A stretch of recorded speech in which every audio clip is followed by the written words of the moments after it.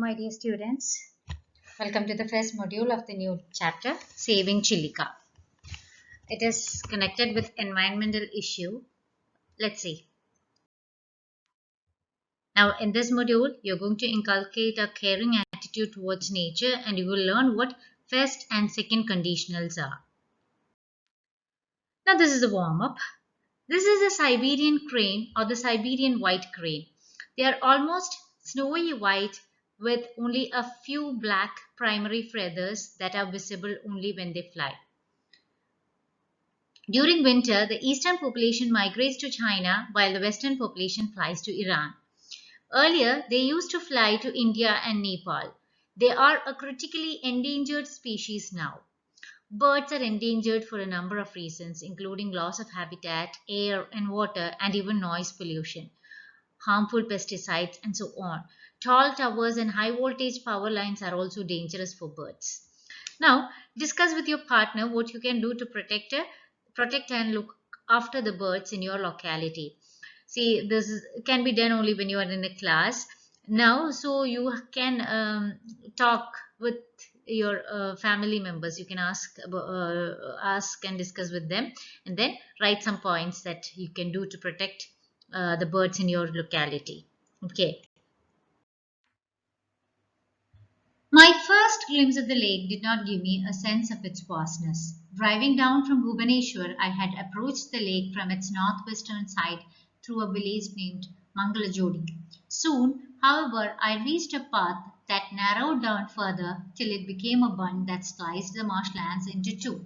On one side, hundreds of open-billed storks were feeding in the shallow waters, while on the other side, streaked warblers were creating an endless cacophony.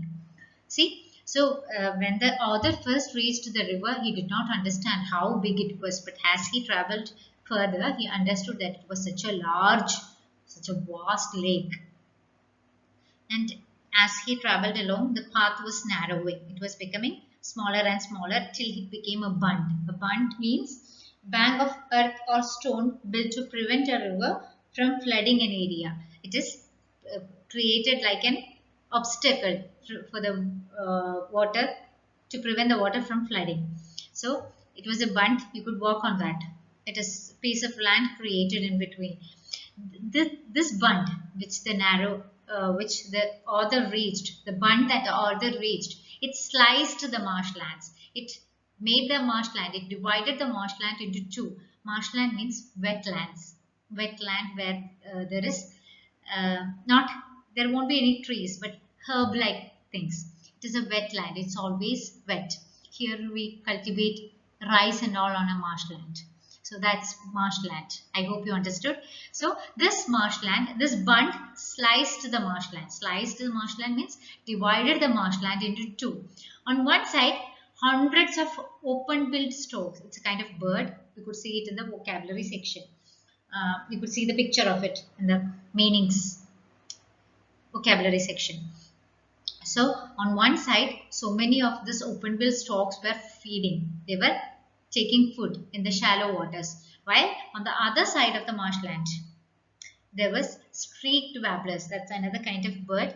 They were creating so much of noise. Endless cacophony means unpleasant sound. Mixture of unpleasant sound. They were creating a lot of noise. So that's how the two sides were divided. The two sides of a marshland. This was Chilika, the finest bird sanctuary in India and amongst richest ecosystems in the world. The unique half saltwater, half freshwater lake in Odisha is 70 km in length and 30 km in breadth. It is Asia's largest brackish lake and is the habitat of a number of species of plants and animals. It is one of the largest wintering grounds for migratory birds in the Indian subcontinent. While I was admiring the lake, my friend told me its history and how one man with a team of poachers turned protectors had helped to change its destiny. In 1981, Chilika was recognized as a Ramsar site for its ecological importance and rich biodiversity. In a matter of 10 years, all this changed. Chilika was tagged as degraded site and put on the red list. This was because of a dual tragedy that struck Chilika. Firstly, there was rampant poaching. About thousands of birds were killed every day by shooting, by trapping in nets, and by poisoning them with pesticides, and soon the number of birds dwindled to just a few thousand. Secondly, around the same time, the mouth of the lake started narrowing down till it almost closed. So the amount of seawater entering the lake decreased. Due to the reduced salinity, many freshwater weeds began to grow here, which in turn destroyed the vegetation of the lake.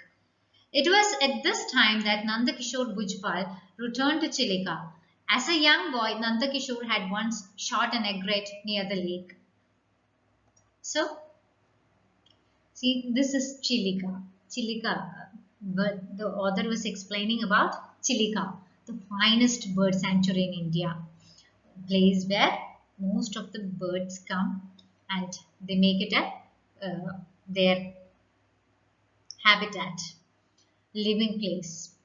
So, how was Chilika described? It is unique half salt water, half fresh water. The lake is half salt water and half fresh water, and it is so big, 70 kilometers around, the distance from Perindalmanna to Calicut is around 70 kilometers. So you can imagine how big it is, and it is 30 kilometer in breadth. That's too much, isn't it? It's Asia's largest brackish lake. Brackish means impure water, but this is a place for habitat for a number of plants and animals, a large number of plants and animals. It is the largest wintering grounds. Wintering grounds means place where the migratory birds come to spend the winter. Because to get rid of the winter, they come and spend the winter in Chilika because the temperature is not too cold here. And you know, this had its history. It had the Chilika had an admiring history. So our author gets to know the history from his friend. One man with a team of poachers. Poachers means person who hunts animals. So he came with a team of his people, and he was actually a poacher. Poacher means he actually came to hunt the birds, but later on he became the protector of the place of Chilika. That is, poachers turned protectors. Poachers turned into protectors to change its destiny. Chilika's destiny was completely changed by him. Chilika was recognized as Ramsar site. Ramsar site means Ramsar Treaty is a treaty signed in a place called Ramsar in Iran. This treaty was signed to protect wetlands which had international importance. So that was Chilika was in their list. But later on, after 10 years, Chilika was degraded. Degraded means ruined, and it was put on red list. Red list means the species of plants and animals was becoming less. It was becoming extinct. So they had to watch, they had to assess what is the problem in Chilika. So it was put on the red list. This why it was put on the red list? There are two tragedies happened in Chilika. First, there was rampant poaching. Rampant poaching means very wide hunting of birds and animals which could not be stopped. Many people came and hunted the animals and birds. So that was one of the tragedy that struck Chilika. Another one was that the lake's mouth was open. So the sea water came into it, and the lake did not have so much of fresh water. So when the sea water stopped coming into the lake, the mouth of the lake was closed.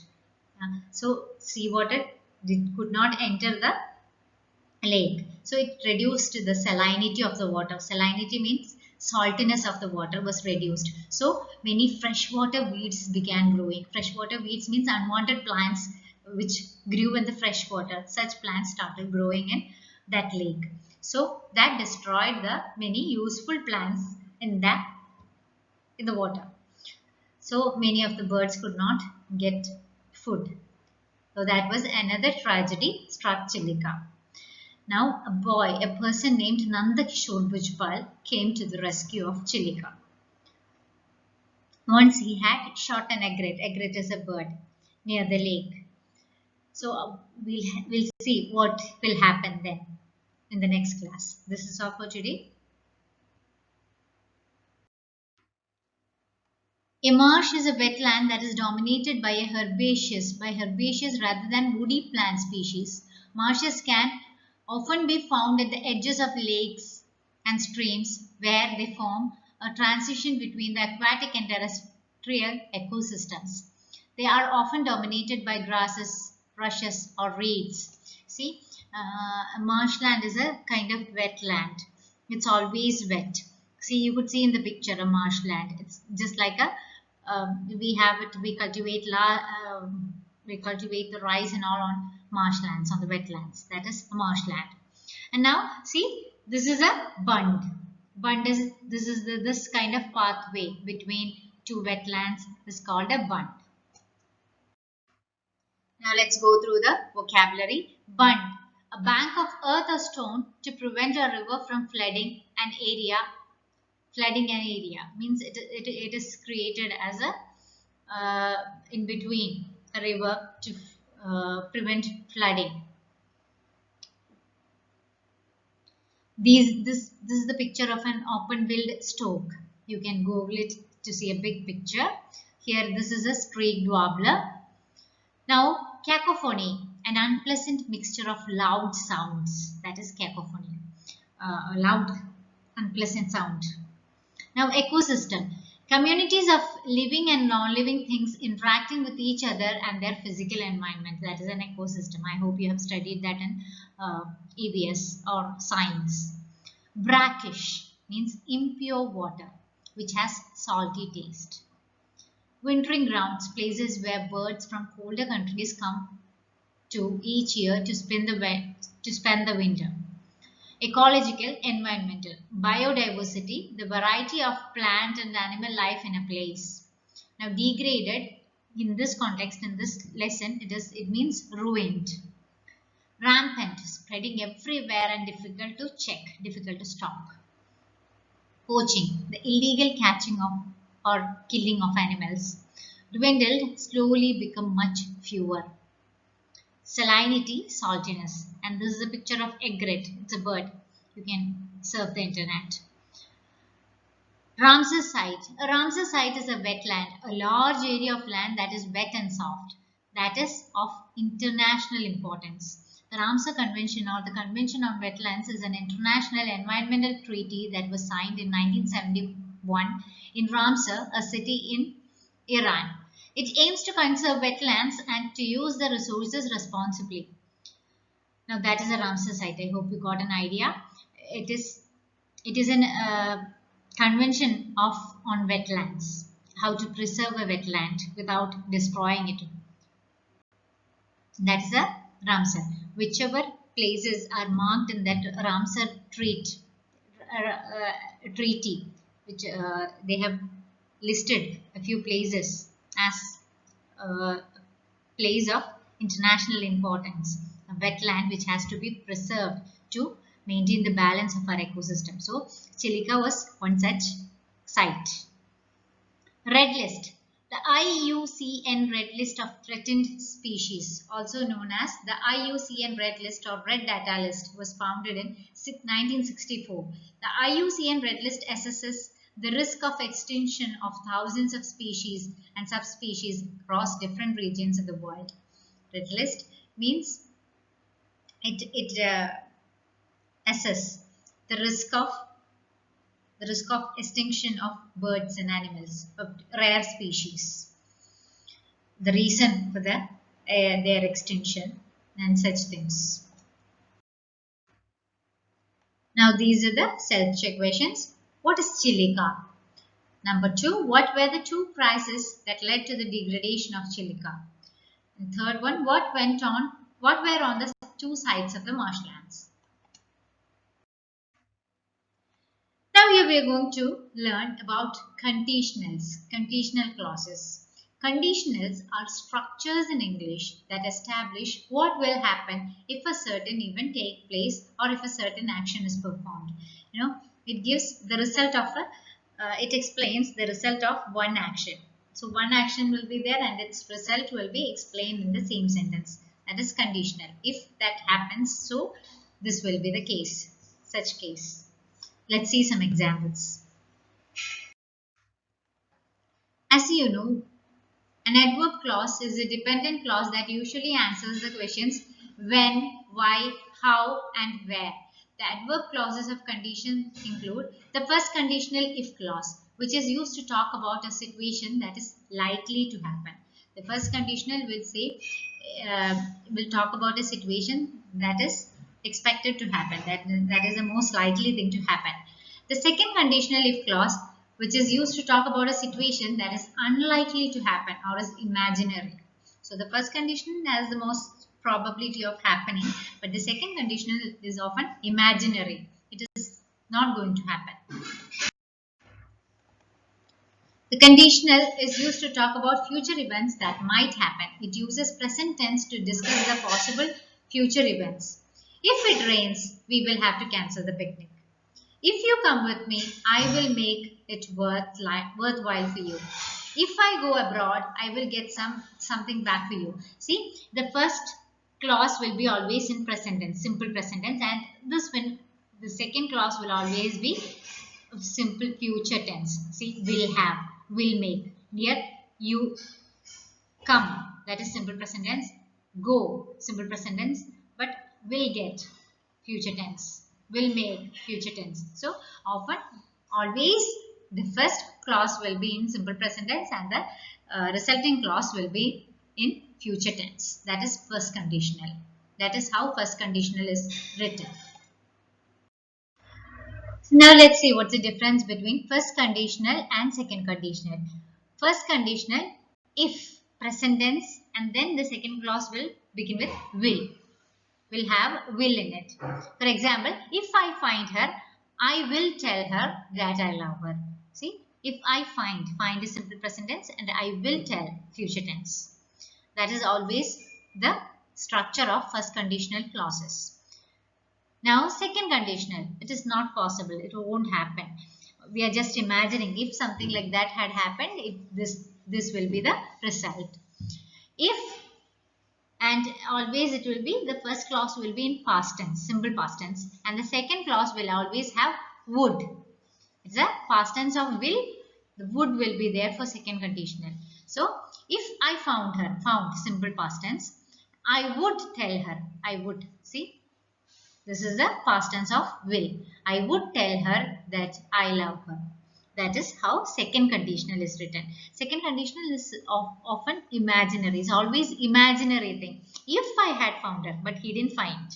So, if I had found her, yesterday if I had found her, this will be the case. So, that is the difference between first conditional and second conditional. See, this is the structure of first conditional. If plus simple present tense plus simple future. Usage. It is always used to talk about possibilities in the present or in the future tense. It may happen. It is possible. This what is talked is possible to happen. If it rains, I will stay at home. If I wake up late, I will miss the bus. So it might happen. So there is possibility of happening. That is the first condition. Now second condition, if plus past simple means simple past tense plus next is present conditional.